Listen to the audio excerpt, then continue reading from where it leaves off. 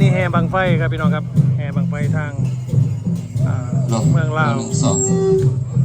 ลบ1 2 3 4 5 6 7 8 9 0เอาสุขสบายดีเนาะสุขีเจริญพรเนี่ยรายการอดเอาก็เด้อแห่ไปก่อนเพราะว่าตอนนี้ยังไม่หอดเวลาถ้าหอดเวลาแล้วสิบอกอีกทีนึงแห่ไปก่อนประมาณอยู่ครึ่งชั่วโมงเลยสิได้ออกไปจูดเด้อผู้ใดที่บูชาแล้วก็สิได้อ่านสื่ออ่านเสียงแล้วก็ออกไปจูดเดี๋ยวญาสิประกาศอีกทีนึงประกาศแต่ละบ้านศรัทธาแต่ละบ้านแล้วก็ลูกหลานผู้ที่มาบูชาบังไฟนะเด้อบรรยากาศบุญบังไฟบันศรีนนท์ไซครับพี่น้องครับ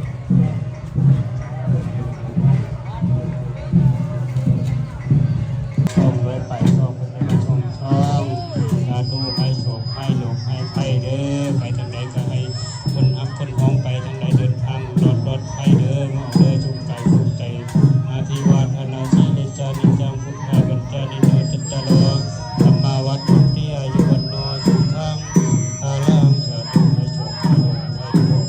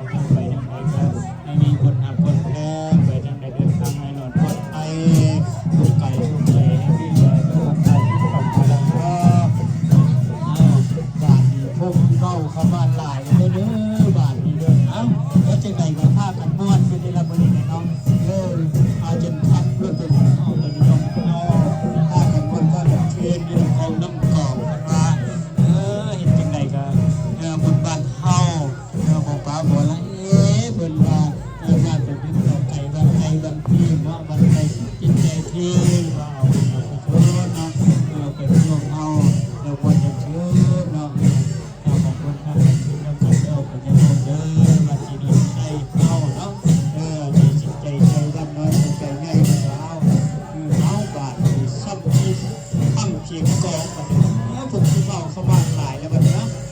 พังงานมาได้ยินหนักอย่างนี้ป่ะนะเอาได้เวลาทำสบายใจเลยเด้อได้แล้ว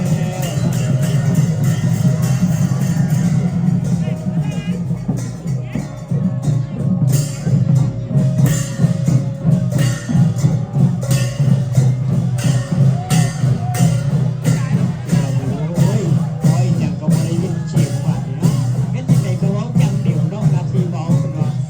พี่ได้จังการเราอย่างเดียวโอ้ยร้อยยังไงก็ให้เสียงคงที่เบาเนาะคงที่เบาหลายคนเอ้าคนเดียวประเทศเขาให้เสียงกันให้ยังไงว่าจะเดินติดรอดกันเนาะกันเดินเนาะเราจะฝากจะเป็นท่าบ้านเฮาเนาะอย่างมดเชิญกันอย่างมดเบิร์นเนาะว่ากันตามแดดแล้วกันปัดกันตามแดดเนาะจะเอาดูเด้อถ้าเป็นมดกันเชิญเดือนละยังไงมดกันเชิญว่าไม่ได้ใช้ขี้เมาอย่างนี้เนาะเนาะเมื่อได้จะได้ประกาศเนาะได้จุดลงไฟแล้ว ร้อนไหม ร้อนมากเลย แต่ว่าวันนี้เขาแห่บังไฟกันแบบสนุกสนานมาก ร้อนมากแค่ไหน ระดับ 10ไหม เต็ม10ให้900เลย แต่ว่าทุกคนที่อยู่ที่นี่สนุกมาก ใช่ สนุกมาก เราดูเราก็สนุกไปตามเขาแค่ว่าอากาศมันร้อนจริงๆครับ